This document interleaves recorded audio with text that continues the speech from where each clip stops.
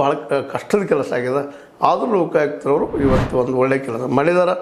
ಅಕ್ರಮ ಆಸ್ತಿ ಗಳಿಸಿದವ್ರನ್ನ ಹೊರಗೆ ಹಾಕಿದ್ದಾರೆ. ಅದೇ ಕಾರಣ ಇನ್ನಷ್ಟು ರಾಜಕಾರಣಿಗಳು ಸಾಕಷ್ಟು ಇದ್ದಾರೆ. ಅವರು ನೂರಾರು ಕೋಟಿಗಳು ಮಾಡಿದ್ದಾರೆ. ಅವ್ರು ಯಾವಾಗ ಬೆನ್ನತ್ತಾರೆ ಈ ಲೋಕಾಯುಕ್ತರು ಅನ್ನುವಂಥದ್ದು ಇವತ್ತು ಜನ ಕೇಳ್ತಾ ಇದ್ದಾರೆ.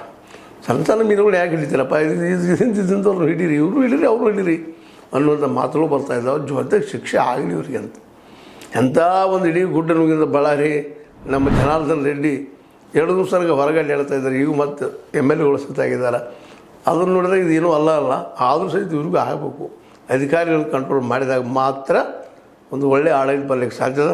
ಇಲ್ಲಾಂದರೆ ಇವೆಲ್ಲ ಹಿಂಗೆ ಇನ್ನೂ ಅನೇಕ IAS ಅಧಿಕಾರಿಗಳು KS ಅಧಿಕಾರಿಗಳು ಇಂಥ ಒಂದು ಏನು ಆರೋಪಗಳ ನಡೆಕಿದ್ದಾರೆ. ಅವ್ರದ್ದೆಲ್ಲ ತನಿಖೆ ಆಗಿ ಅವೆಲ್ಲ ಹೊರಗೆ ಬಂದು ಅವ್ರ ಶಿಕ್ಷೆ ಆಯ್ತು ಅಂದರೆ ಒಂದು 4 ಜನಕ್ಕೆ ಶಿಕ್ಷೆ ಆಗಲ್ಲ ಜಬರದಸ್ತಾಗಿ.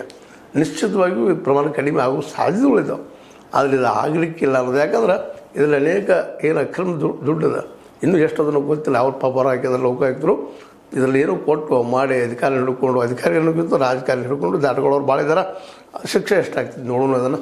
ಇದಕ್ಕಾಗಿ ನಾವು ಮೆದ್ದು ಹೇಳಿದ್ದು ಸಿದ್ದರಾಮಯ್ಯ ಇದ್ದಾವೆ ಹೇಳಿದ್ದು ಅದನ್ನು ಎಷ್ಟು ಜನಕ್ಕೆ ಲೋಕಾಯುಕ್ತ ಹಿಡಿದ ಶಿಕ್ಷೆ ಆಗಿತ್ತು ಅನ್ನೋದನ್ನು ವೈಟ್ ಪೇಪರ್ ತೊಗೊಂಬರ್ಲಿ ಅಂತೇಳಿ ಇವತ್ತು DKC ಅವ್ರಿಗೆ ಕೇಳೋದು ಅದನ್ನು.